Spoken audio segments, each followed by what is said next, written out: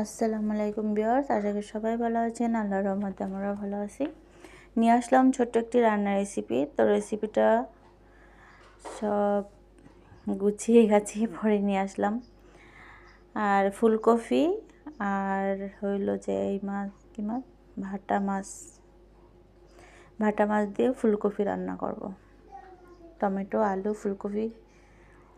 তো মাছটা আমি ভেজে নিয়েছি। এখন আমি তরকারিটা বসাবো।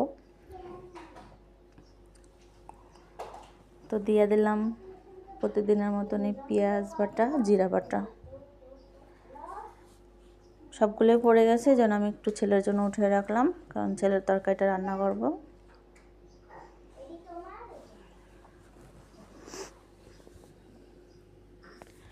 তো মশলাটা ভালো করে ভেজে নেব। দিয়ে দিলাম রসুন বাটা, দিয়ে দেবো পরিমাণ মতো লবণ,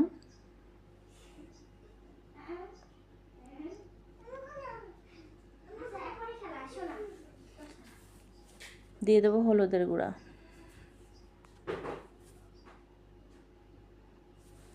দিয়ে দেবো 1 চামচ মরিচের গুঁড়া।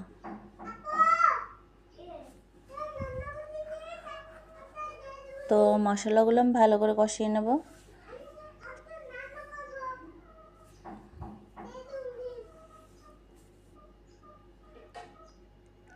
দিয়ে দিচ্ছি একটু পানি,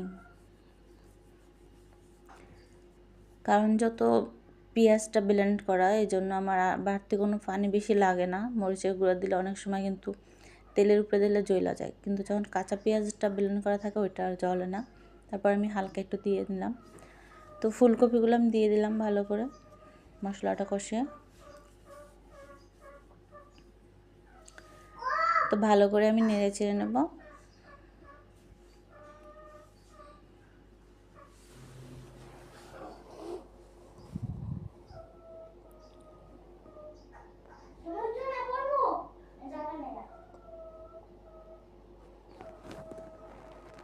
তো ঢাকনা দেওয়ার পরে একটু কমে গেছে, কষানোটা প্রায় হয়ে গেছে আমার।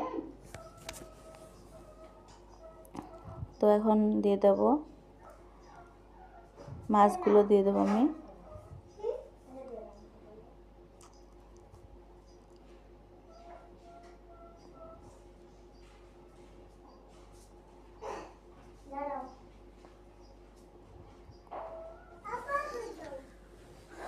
তো মাছগুলো আমি দিয়ে দিলাম।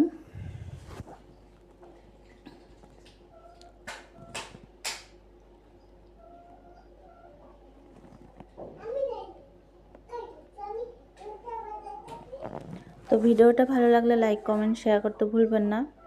আর অবশ্যই বলবেন যে আমার ভিডিওটা কেমন হয়। যারা যারা দেখবেন, খারাপ হলেও বলবেন, ভালো হলেও বলবেন। আর তো মাছগুলোর আমি দিয়ে একটু বলক নিয়ে নিলাম। তো বলক দেওয়ার পরে আমি এখানে টমেটো দিয়ে দেব।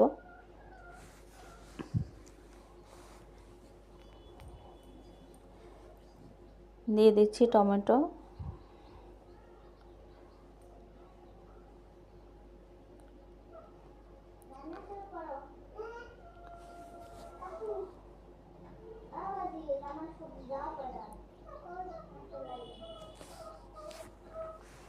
তো টমেটোগুলো আমার দেওয়া হয়ে গেছে। টমেটোগুলো দিয়ে আমি কিছুক্ষণ ঢেকে রাখবো।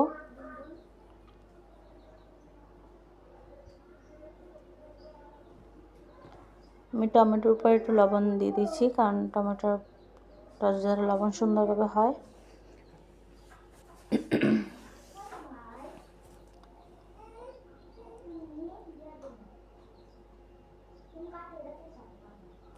দিয়ে দিচ্ছি কাঁচামরিচ ফালি।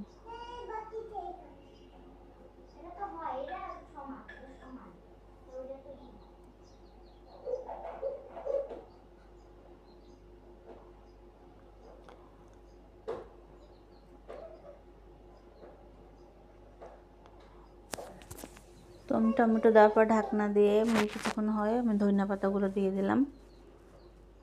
তো লবণ একটু কম হয়েছে, আমি লবণটা একটু দিয়ে দিচ্ছি।